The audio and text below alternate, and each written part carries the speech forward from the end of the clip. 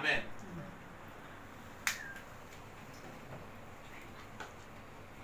Salam. Salam sejahtera untuk kita semua dan selamat hari Paskah. Puji Tuhan, Tuhan baik kepada kita hari ini. Kita boleh sama-sama ada di tempat ini. Kita memuliakan Tuhan, merayakan hari Paskah, hari kebangkitan Tuhan Yesus. Walaupun dalam keadaan kita hari-hari ini ada yang enak tidak enak ya, tapi percayalah Tuhan mengatakan Allah turut bekerja dalam segala sesuatu untuk mendatangkan kebaikan bagi kita semua yang mengasihi Tuhan. Hari Jumat yang lalu kita telah memperingati hari kematian Tuhan. Maka hari ini kita memperingati hari kebangkitannya. Kita akan lihat firman Tuhan dari Matius 28 ayat 1 sampai ayat yang ke-10. Matius 28 ayat 1 sampai ayat yang ke-10. Kebangkitan Yesus. Setelah hari Sabat lewat, menjelang meningsingnya fajar pada hari pertama minggu itu, pergilah Maria Magdalena dan Maria yang lain menengok kubur itu. Maka terjadilah gempa bumi yang hebat, sebab seorang malaikat Tuhan turun dari langit dan datang ke batu itu dan menggulingkannya, lalu duduk di atasnya. Wajahnya bagaikan kilat dan pakaian putih bagaikan salju. Dan penjaga-penjaga gentar ketakutan menjadi seperti orang-orang mati. Kan tetapi malaikat itu berkata kepada perempuan-perempuan, janganlah kamu takut, sebab aku tahu kamu mencari Yesus yang disalibkan itu. Ayat 6. Ia tidak ada di sini, sebab ia telah bangkit, sama seperti yang telah dikatakannya. Mari, lihatlah tempat ia berbaring. Dan segeralah pergi dan katakanlah kepada murid-muridnya bahwa ia telah bangkit dari antara orang mati. Ia mendahului kamu ke Galilea. Di sana kamu akan melihat dia. Sesungguhnya aku telah mengatakannya kepadamu. Mereka segera pergi dari kubur itu dengan takut dan dengan sukacita yang besar, dan berlari-lari cepat untuk memberitahukannya kepada murid-murid Yesus. Tiba-tiba Yesus berjumpa dengan mereka dan berkata, salam bagimu. Mereka mendekatinya dan memeluk kakinya serta menyembahnya. Maka kata Yesus kepada mereka, jangan takut, pergi, katakanlah kepada saudara-saudaraku supaya mereka pergi ke Galilea, dan di sana mereka akan melihat aku. Haleluya. Amin. Sekali lagi, hari Jumat yang lalu kita telah memperingati hari kematian Tuhan Yesus. Cara matinya Tuhan Yesus sangat mengerikan. Taman Getsemane, saudara-saudara ketika berdoa, dia sangat ketakutan. Alkitab mengatakan darahnya seperti, peluhnya seperti titik-titik darah. Dia ditangkap, dipukuli, dia dibelenggu, diadili, tidak terdapat ada kesalahan, dicambuk, menaruh mahkota duri di kepalanya, memikul salib, tangan dan kaki Yesus dipaku, digantung di kayu salib. Rasa sakit sekutur tubuhnya yang luar biasa. Lalu dia berkata, sudah selesai, ke dalam tanganmu kuserahkan nyawaku. Mengapa Tuhan Yesus mati dengan cara yang demikian? Saudara-saudara, Alkitab mengatakan tanpa penumpahan darah tidak ada pengampunan. Tanpa penumpahan darah tidak ada pengampunan. Lalu setelah Yesus mati, Yusuf, orang Arimatea, orang kaya dari Arimatea, dan Nikodemus menghadap Pilatus meminta mayat Yesus supaya dikuburkan, lalu dibaringkan dalam kubur yang baru yang digalinya dalam bukit batu, lalu dimeterai dan dijaga oleh penjaga yang diperintahkan oleh Pilatus supaya mayat Yesus tidak ada yang mencurinya. Kemudian dalam pembacaan kita,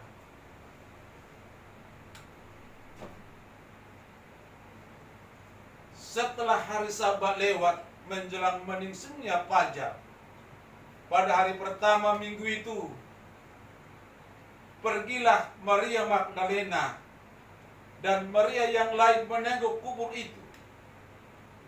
Maka terjadilah gempa bumi yang hebat, sebab seorang malaikat Tuhan turun dari langit dan datang ke batu itu dan menggulingkannya lalu duduk di atas. Wajahnya bagaikan kilat dan pakaian putih bagaikan salju. Dan penjaga-penjaga gentar ketakutan dan menjadi seperti orang-orang mati. Kan tetapi malaikat itu berkata kepada perempuan-perempuan itu, jangan kamu takut, sebab aku tahu bahwa kamu mencari Yesus yang disalibkan. Ayat 6 sama-sama kita baca, 1, 2, 3. Ia tidak ada di sini, sebab ia telah bangkit, sama seperti yang telah dikatakannya. Mari lihatlah tempat dia terbaring. Apa bukti bahwa Yesus sudah bangkit? Apa bukti bahwa Yesus sudah bangkit? Yang pertama adalah karena kubur kosong. Ia tidak ada di sini, sebab ia telah bangkit. Yang pertama. Yang kedua adalah dia menampakkan diri kepada murid-muridnya, membuktikan bahwa dia telah bangkit. Kemudian yang ketiga, dia naik ke surga, dilihat oleh 500 pasang mata. Yang keempat, para muridnya hidupnya diubahkan. Yang tadinya penakut menjadi pemberani seperti Petrus, pernah menyangkal Yesus 3 kali sebelum ayam berkokok. Kemudian yang kelima, gereja berdiri. Di dunia ini, saudara-saudara, agama terbesar adalah Kristen dan Katolik. Kemudian ibadah berubah menjadi hari Minggu, hari kemenangan. Dan yang ketujuh, sampai hari ini mujizat masih ada. Mujizat masih ada, orang buta dicelikan, orang tuli mendengar, penyakit disembuhkan oleh kuasa di lutut Yesus. Ini membuktikan bahwa Yesus sungguh-sungguh benar. Saudara-saudara, seandainya Yesus tidak bangkit, Alkitab mengatakan sia-sialah kepercayaan kami. Dalam 1 Korintus 15 ayat 17, dan jika Kristus tidak dibangkitkan, maka sia-sialah kepercayaan kamu, dan kamu masih hidup dalam dosa. Sia-sialah pemberitaan kamu. Kamu adalah orang yang paling malang. kalau Yesus tidak bangkit. Tetapi saudara-saudara sampaikan hari ini, kita ini adalah orang yang paling beruntung dari semua manusia. Karena Yesus telah bangkit. Dia hidup. Dia yang telah mengampuni dosa kita. Dia adalah juru selamat kita.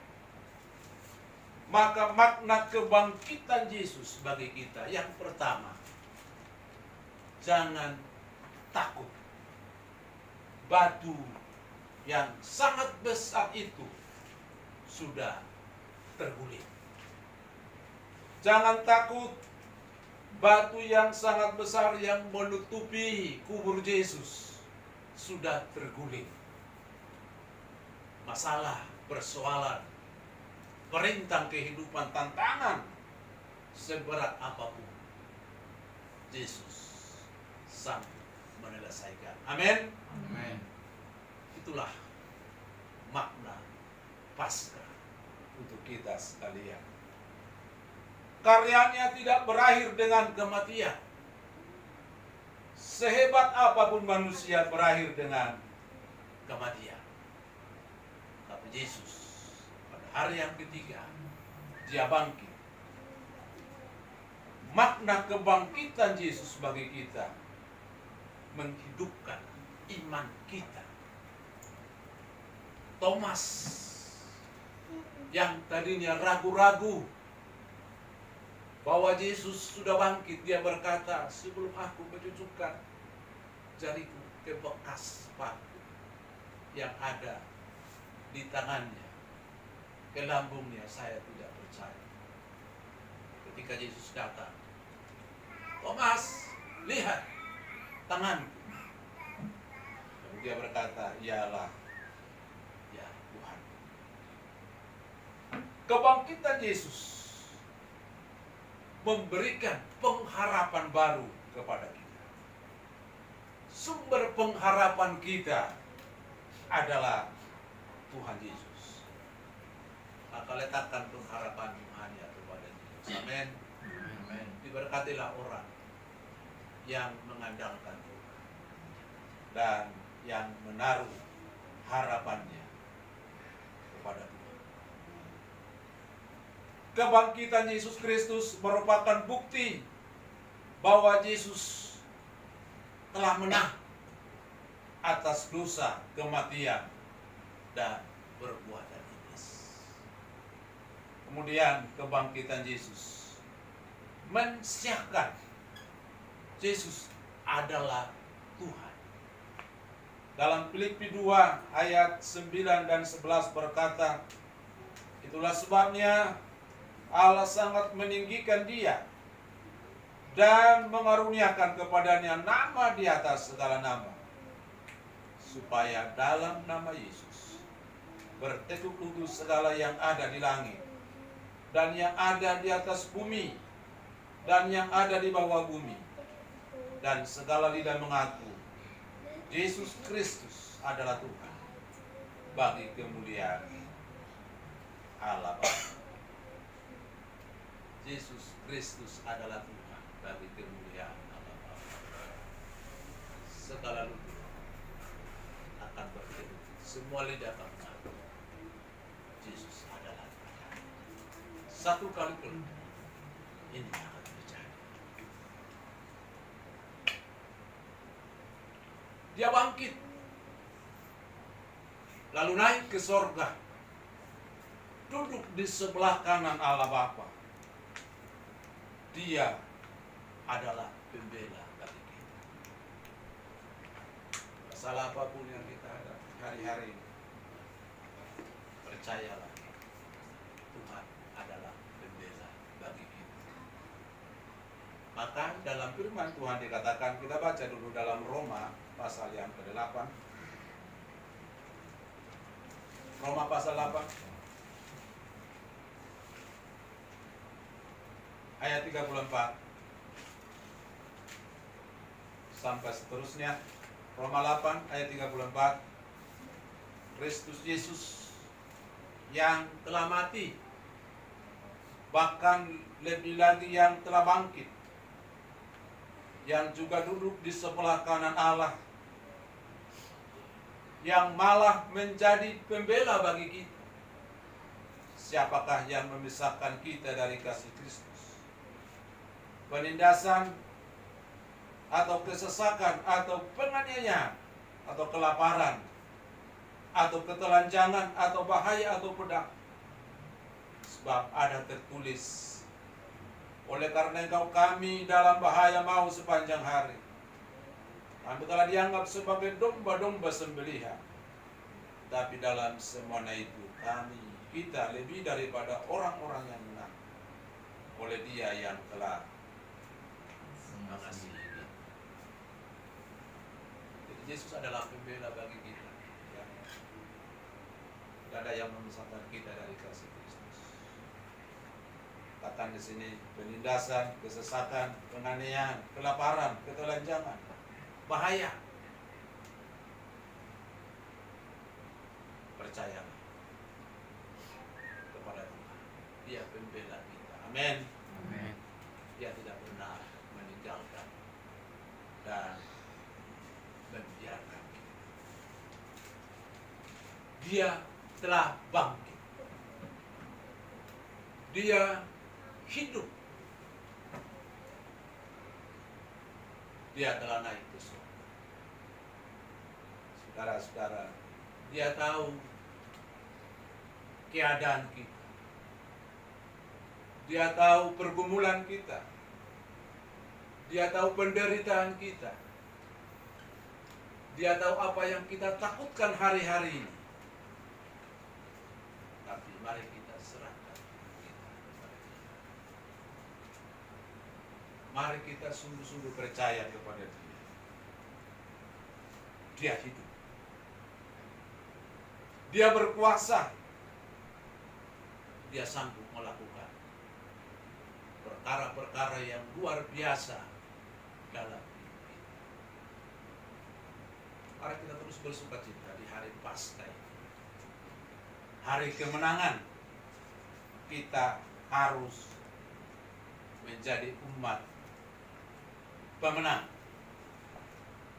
Sekali lagi, sebesar apapun masalah yang kita alami hari-hari,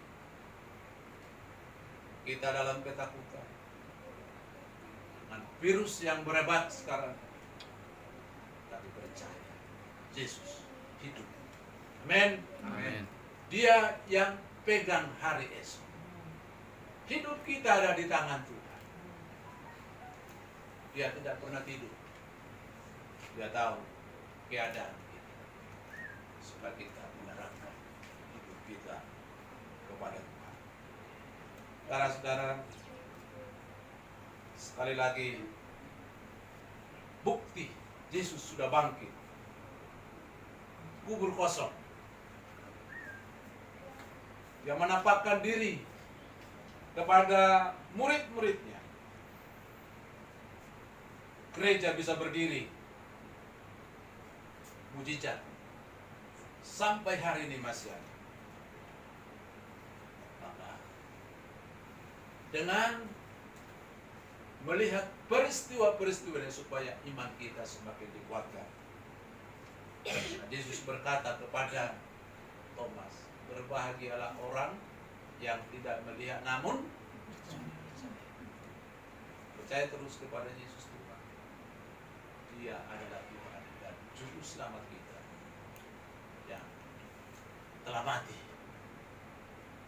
dikuburkan, dan Dia bangkit pada hari yang ketiga. Mari kita sungguh-sungguh, lebih sungguh-sungguh lagi mengikut Tuhan, persembahkan apa yang terbaik untuk kemuliaan. Haleluya. Amin.